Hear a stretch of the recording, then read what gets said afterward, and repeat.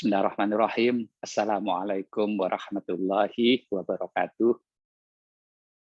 Salam sejahtera bagi kita semua. Salam sehat selalu. Kita berjumpa lagi dalam perkuliahan etika profesi. Kali ini saya akan menyampaikan materi peraturan dan regulasi tentang hak atas kekayaan intelektual.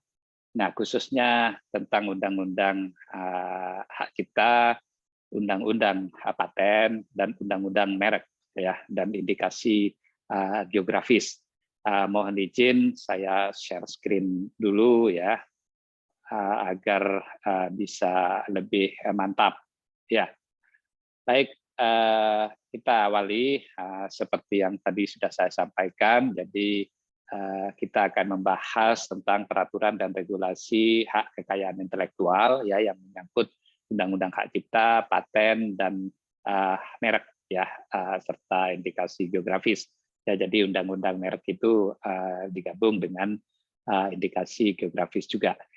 Oke, seperti biasa, dan saya juga tidak bosan-bosan mengingatkan agar Anda juga tahu arah dari tujuan perkuliahan etika profesi ini. Jadi capaian pembelajaran dari mata kuliah ini tidak lain adalah agar kalian semua sebagai mahasiswa mampu memahami ya, kemudian juga menjelaskan serta menerapkan etika ya, ini etik dalam pemanfaatan teknologi informasi, memahami makna profesionalisme dalam dunia kerja profesional, dan memahami profesi dalam bidang IT, serta sertifikasi yang mendukung, memahami hukum-hukum pada dunia digital dan HKI, serta memahami konsep IT forensik. Oke, what's next? Next adalah bagaimana tujuan dari materi yang kita bahas kali ini, atau istilah kita kemampuan akhir tiap tahapan belajar. Nah, setelah mempelajari materi ini, harapannya kalian semua sebagai mahasiswa mampu memahami dan mendeskripsikan peraturan dan regulasi tentang hak kekayaan intelektual, khususnya undang-undang yang berkaitan dengan hak cipta, paten, dan merek. Oke, ini dasar hukumnya, sekaligus juga sebagai bahan referensi Anda. Ya, jadi undang-undang dan peraturan pemerintah ini sudah saya upload, sudah saya unggah di MMP kita, ya, di e-learning kita. Silahkan Anda bisa download untuk mempelajari secara detail, secara rinci. Ya, jadi mulai dari Undang-Undang Nomor 28 Tahun 2014 tentang hak cipta, kemudian Undang-Undang Nomor 13 Tahun 2016 tentang paten, kemudian juga Undang-Undang Nomor 20 Tahun 2016 tentang merek dan indikasi geografis. Dan yang tidak kalah penting adalah Peraturan Pemerintah Nomor 16 Tahun 2020 tentang pencatatan ciptaan dan produk hak terkait. Karena disinilah mencakup prosedurnya. Gitu.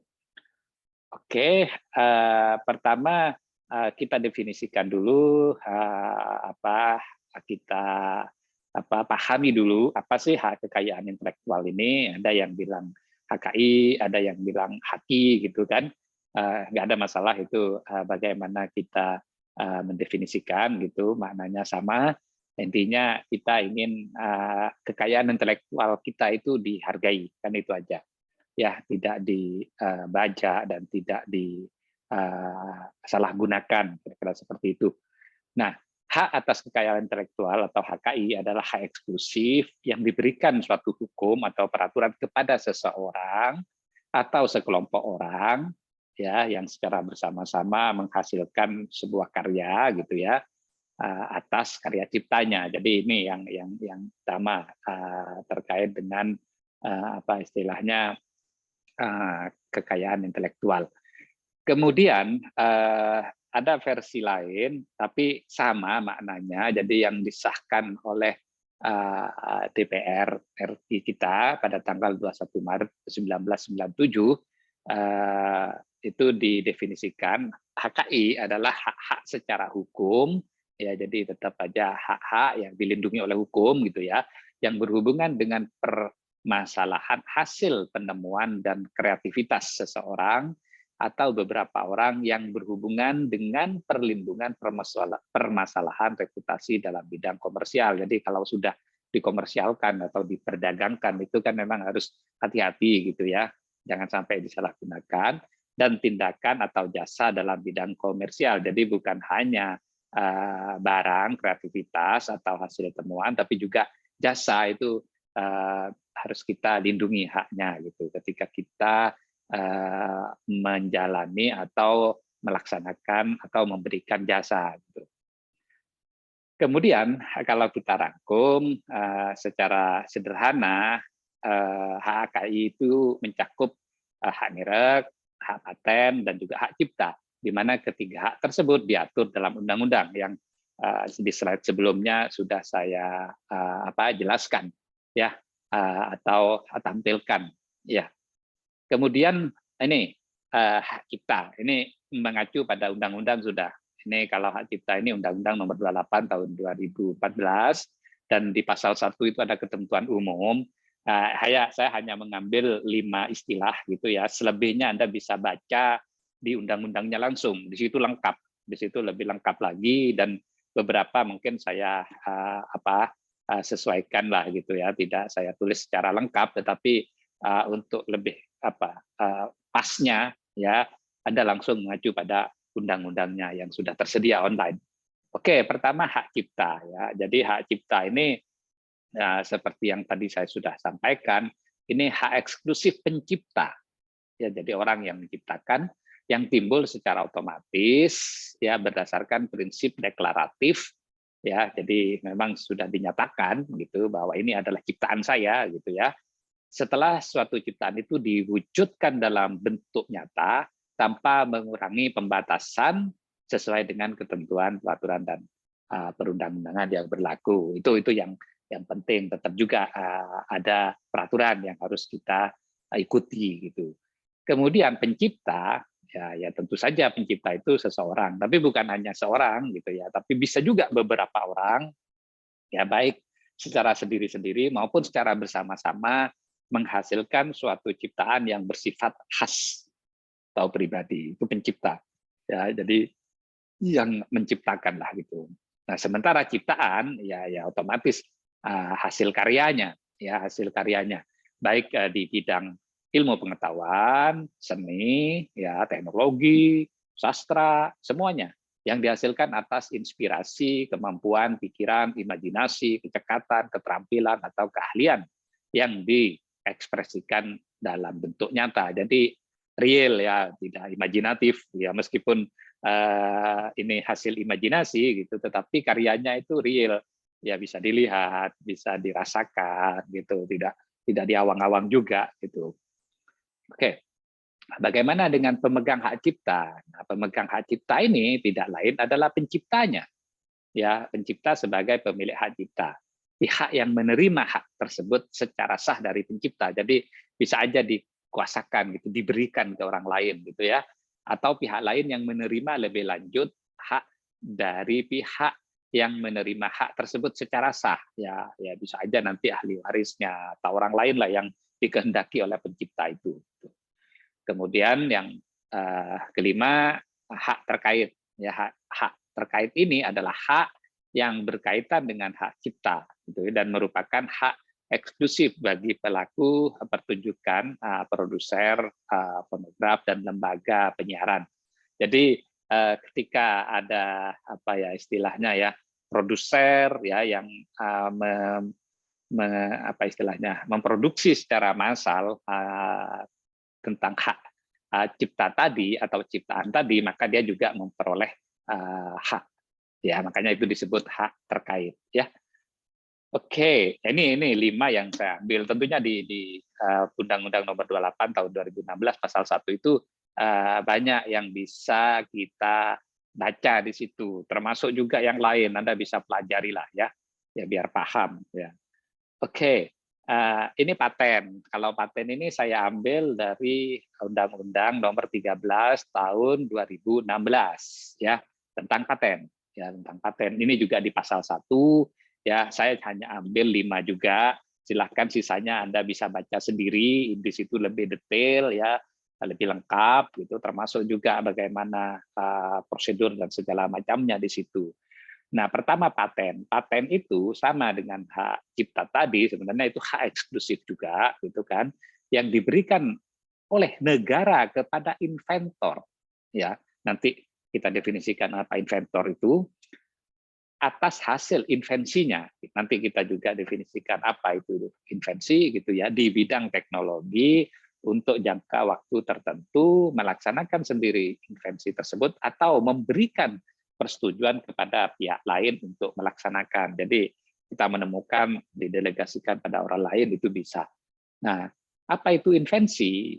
Ya, invensi itu ide inventor yang dituangkan dalam suatu kegiatan pemecahan masalah yang spesifik di bidang teknologi berupa produk atau proses atau penyempurnaan atau pengembangan produk atau proses. Jadi tidak perlu, bukan tidak harus sesuatu yang sama sekali baru gitu ya, tidak. Bisa aja itu penyempurnaan gitu ya. Bisa juga pengembangan dari produk yang sudah ada dan tidak harus dalam bentuk produk hasil akhir, tapi juga proses itu bisa kita patenkan gitu ya, atau metode itu bisa kita patenkan gitu. Nah, kemudian apa inventor? Ya tentu saja inventor itu orangnya, seseorang, tapi bisa juga beberapa orang yang secara bersama-sama menuangkan ide ke dalam kegiatan yang menghasilkan invensi. Terus ada lagi istilah lisensi. Lisensi itu license kan. Lisensi itu kalau kita artikan secara leksikal itu izin. Ya, jadi izin yang diberikan kepada pemegang paten ya oleh pemegang paten kepada penerima lisensi berdasarkan perjanjian tertulis ya. Jadi ada pemegang paten, kemudian pemegang paten itu memberikan izin ya kepada lembaga atau orang ya berdasarkan perjanjian tentunya untuk menggunakan paten tersebut. Ya misalnya kita lah menemukan suatu teknologi gitu diberikan pada industri atau pabrik gitu untuk menggunakan paten kita itu makanya mereka itu disebut atau pabrik tersebut atau industri tersebut disebut penerima lisensi gitu. Nah biasanya diberi jangka waktu dan itu dilindungi gitu ya, itu yang penting. Tentunya juga ada syarat-syarat tertentu. Nah ada juga royalti. Nah royalti ini imbalan ya, makanya ketika kita nulis buku, ketika kita misalnya menciptakan lagu, itu ada royalti yang bisa kita ambil di situ gitu ya, yaitu imbalan yang diberikan untuk penggunaan hak atas paten itu gitu. Oke. Next ya. Nah, kemudian sebelum melanjutkan yang lain, kita jelaskan dulu apa invensi yang dapat diberi paten gitu ya. Nah, pertama yang dianggap baru.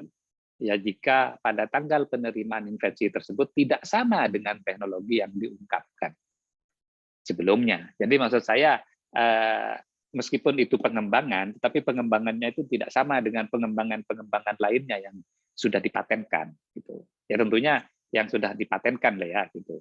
Ya jadi perbandingannya sesama yang dipatenkan. Ya kita meskipun berkeliaran gitu di tempat lain, kalau belum dipatenkan itu berarti siapa yang duluan yang nanti akhirnya dipatenkan itu gitu. Makanya di sini pada tanggal penerimaan itu tidak sama dengan teknologi yang diungkapkan sebelumnya, yang dipatenkan sebelumnya gitu.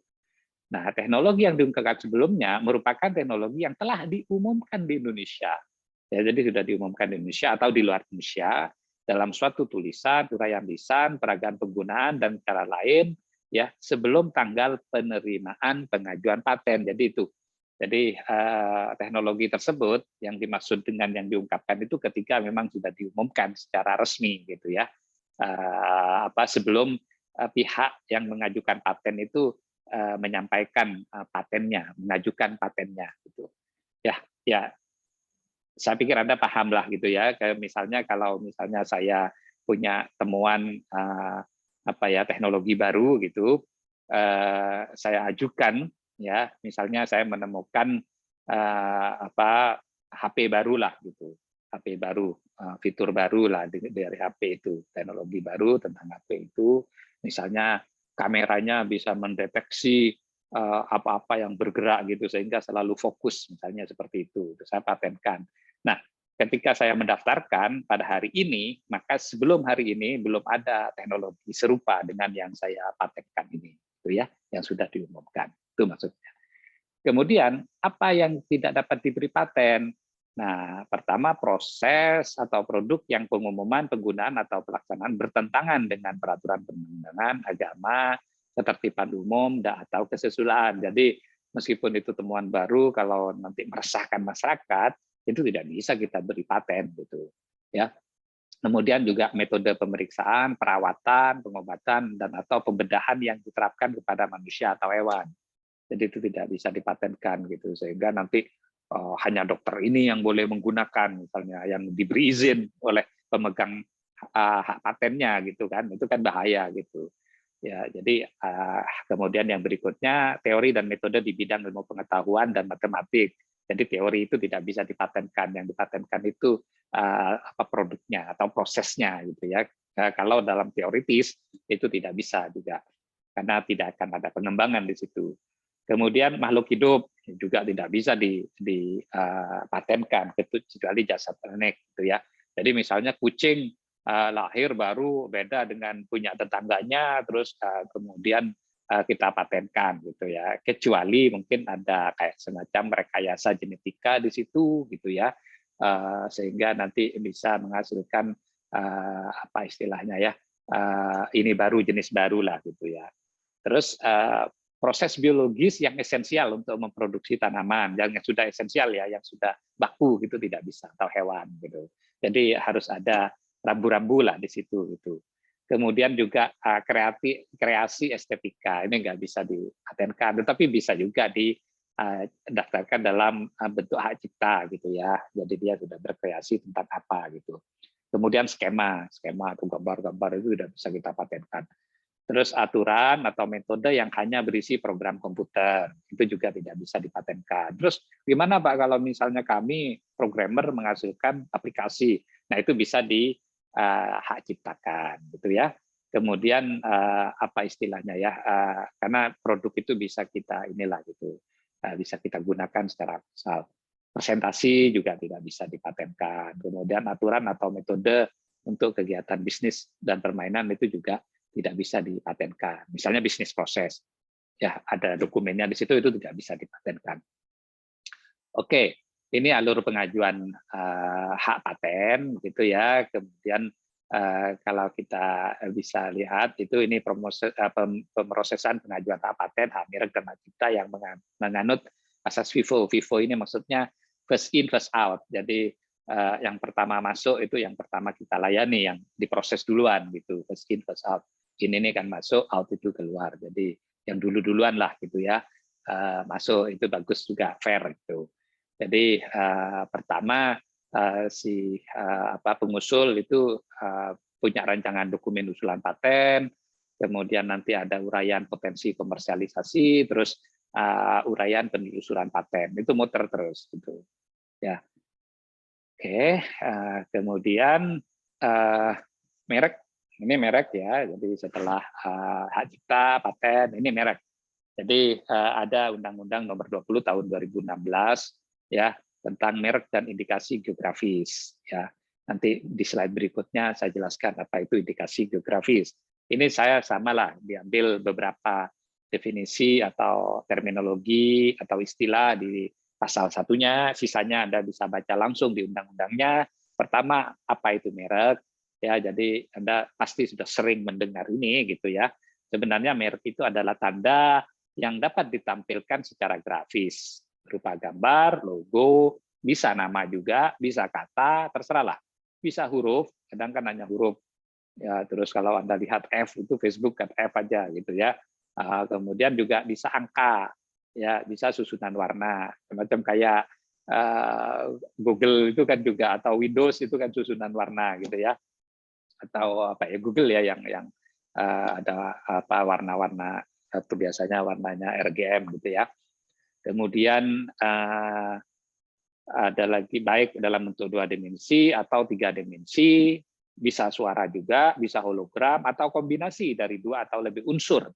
Ya, jadi bisa aja kombinasi, ada warna, ada logo, ada gambar, ada juga nama gitu ya. ada huruf itu terserah lah gitu. Tapi biasanya sekarang eranya kan sudah era minimalis gitu. Jadi sangat simple lah. Anda tahu mungkin Facebook sekarang berubah jadi Meta gitu, logonya kayak tanda ya menunjukkan sebenarnya itu infinity gitu ya, tak terbatas gitu. Mungkin itu kalau saya tangkap bisa jadi kreativitas tanpa batas gitu ya, karena itu infinity. Tapi itu juga kayak kalau kita lihat amati seperti huruf M gitu, bisa meta itu kan sudah saya belum baca maknanya seperti apa, Anda bisa browsing untuk membedakan barang dan atau jasa itu ya. Jadi agar beda, ini logonya produk apa, ini logo jasa apa, itu jelas. Nanti saya kasih contoh juga. Kemudian ada merek jasa. Sorry, pertama merek dagang dulu. Merek dagang itu biasanya barang, ada barang yang diperdagangkan ya, untuk membedakan dengan barang sejenis lainnya. Terus ada merek jasa. Kalau merek jasa itu jasa. Jadi misalnya kita jasa konsultasi, kita punya logo perusahaan, kayak itu jasa gitu.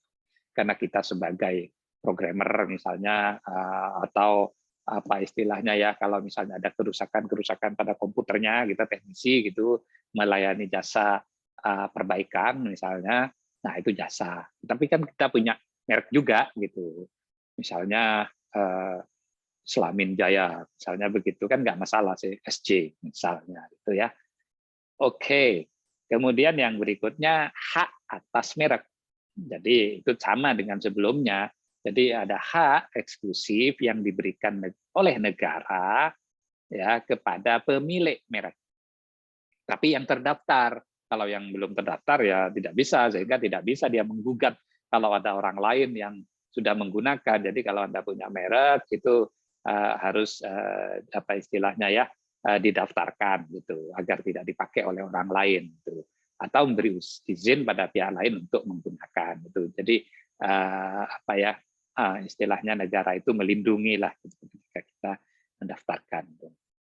Nah, nanti merek itu bisa digunakan sendiri atau bisa digunakan oleh orang lain kalau yang punya itu atau pemilik mereknya memberikan izin kepada pihak lain tersebut, tentunya tertulis, yang ngomong gitu ya. Oke, kemudian di undang-undang yang sama, karena undang-undang itu memang undang-undang merek dan geografis dan indikasi geografis gitu ya.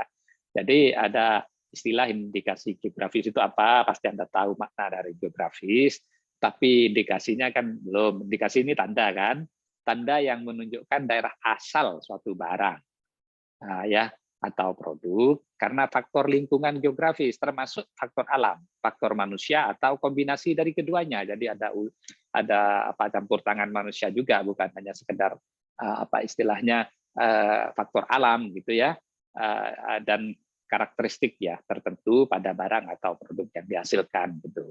Kemudian hak atas indikasi apa geografis ya, itu tidak lain ada hak eksklusif seperti yang lainnya gitu yang diberikan oleh negara kepada pemegang hak ya indikasi geografis yang terdaftar selama reputasi, kualitas dan karakteristik menjadi dasar diberikannya perlindungan atas indikasi geografi tersebut masih ada. Ya, jadi itu makna dari hak ya, sama dengan hak-hak yang lain lah gitu ya. Jadi itu hak eksklusif diberikan oleh negara kepada pemegang hak. Nah, ini contoh merek yang menggunakan indikasi geografis gitu. Ya kalau merek-merek yang lain sih nggak ada masalah gitu. Misalnya Meta, Facebook itu kan tidak ada unsur geografisnya kan. Kalau ini ada indikasi geografis. Misalnya kopi Arabica Java, Ijen Raung. Nah, ini di sekitar kita kan, makanya dari asal Jawa Timur dan sudah didaftarkan sejak tahun 2013. Ini logonya, mereknya ini juga mereknya Ijen Raung, ya kopi Arabica. Kemudian juga ada Robusta Coffee Lampung, jadi ada lokasi di situ. Terus ada namanya Bandeng, padahal Bandeng itu kan ya di mana-mana ada gitu, tapi ada asap di Sidoarjo ini, jadi ada ulah manusia juga sudah di situ. Jadi di asap itu maksudnya ada faktor manusia itu, bukan hanya sekedar alam gitu. Dari sisi alam mungkin Bandeng khas Sidoarjo itu khas lah, apa istilahnya gurihnya, kemudian juga tidak bau lumpur misalnya gitu ya. Apalagi nanti ditambah asap. Asap ini kan sudah ada faktor intervensi manusia kan. Jadi di inilah gitu ditambahin gitu ya, diperlakukan lebih seperti itu. Itu jadi merek. Tapi ada indikasi geografisnya. Kenapa? Karena ada asal Sidoarjo ini. Kemudian yang lain, misalnya tembakau hitam Sumedang. Ini kan sudah tembakau di mana-mana ada, tetapi bisa jadi khas Sumedang ini beda sama dengan tahu Sumedang, itu kan beda kan gitu. Ada tahu Kediri, itu beda juga ya. Oke, terus ada kopi Arabica Kintamani Bali, khas ini gitu ya. Sampai ke kopi Robusta Pinogu itu. Ya biasanya hasil alam itu yang biasanya menunjukkan ada indikasi geografis. Oke, apa merek yang tidak dapat didaftarkan? Kalau seperti biasa bertentangan dengan ideologi negara, perundang-undangan, agama, dan ketertiban umum. Itu jelaslah gitu ya. Kemudian juga sama dengan atau berkaitan dengan gitu ya, atau hanya menyebut barang, jasa yang dimohonkan pendaftarannya gitu. Ya, jadi itu tidak bisa. Kemudian memuat unsur yang menyesatkan masyarakat, itu tidak bisa, ya bahaya kan itu. Memuat keterangan yang tidak sesuai dengan kualitas, manfaat dan khasiat. Jadi ini kan penipuan kan gitu ya. Khasiatnya katanya bisa menyembuhkan sakit kepala, ternyata malah tambah sakit perut, misalnya gitu, sakit kepalanya tetap gitu. Itu bahaya kan gitu. Terus tidak memiliki pembeda. Jadi harus ada pembeda dengan nama umum atau milik umum, lambang milik umum itu, dan agar kita itu punya kekhasan istilahnya begitu atas merek tersebut, gitu ya.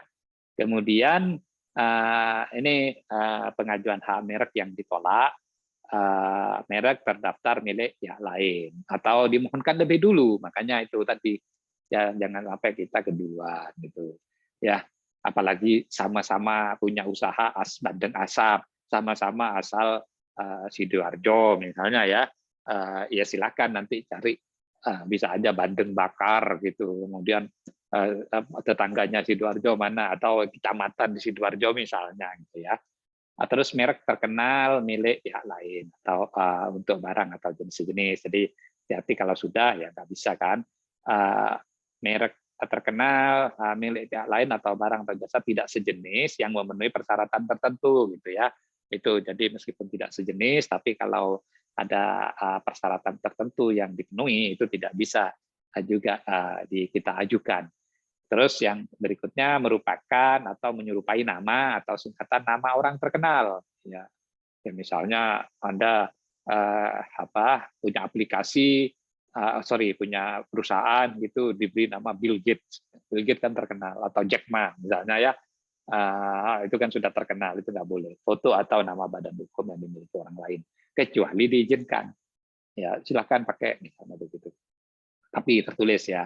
Kemudian merupakan tiruan, imitasi, atau menyerupai nama atau singkatan nama, bendera dan seterusnya, lambang juga gitu ya, atau simbol atau emblem ya, tanda gitu ya. Terus tiruan yang menyerupai tanda atau cap stempel resmi yang digunakan oleh negara atau lembaga pemerintah, kecuali atas persetujuan tertulis. Kemudian ini kasus Sakai terakhir ya, dari perkuliahan ini ya, ada beberapa slide tentang kasus Sakai ini. Ya, ini antara Apple sama Samsung, ini sama-sama raja elektronik kan gitu ya, baik HP maupun yang lain juga, termasuk produk-produk laptop dan seterusnya gitu ya. Ini pada bulan April 2011 gugatan Apple kepada Samsung karena meniru desain iPhone. iPhone kan memang sudah terkenal gitu. Terus proses Mei 2000, sebulan kemudian pengadilan menunda permintaan dari Samsung mengenai data iPhone 5 dan iPad 3.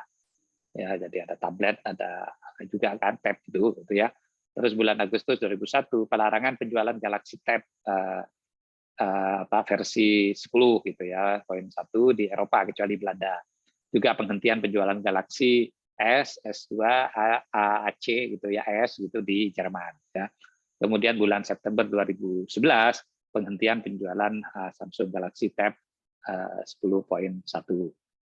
Terus kemudian ini berlanjut terus. Ya Anda bisa baca sendiri ya bagaimana Samsung dengan iPhone ini misalnya sudah berambah ke Australia itu sudah nggak boleh gitu ya. Kalau sebelumnya kan di Eropa ya, kecuali Belanda tadi kan, tapi ternyata setelah itu di Jerman tidak boleh, tapi habis itu semuanya. Tapi di Australia sudah mulai dilarang. Kemudian penuntutan terhadap desain Samsung Galaxy tetapi tidak dikabulkan di pengadilan gitu ya, atau oleh pengadilan. Kemudian bulan Desember ini masih memanas perseturannya, masih tahun 2011. Menginjak tahun berikutnya gugatan terhadap 10 jenis produk smartphone besutan Apple itu juga. Hanya bisa saja mungkin meniru gitu ya. Desain Galaxy Tab diputuskan tidak mirip ya oleh pengadilan Jerman, tapi lokal Jerman ya gitu. Ya di lain-lain karena beda perlakuan hukumnya gitu, peraturannya kan beda gitu. Kemudian ada di bulan Maret itu Anda bisa baca lah ya, misalnya ada iPhone 4S sama iPad 2 itu ya. Jadi gugatan kepada Apple karena ada 3 paten teknologi miliknya yang telah digunakan ini saling gugat ya.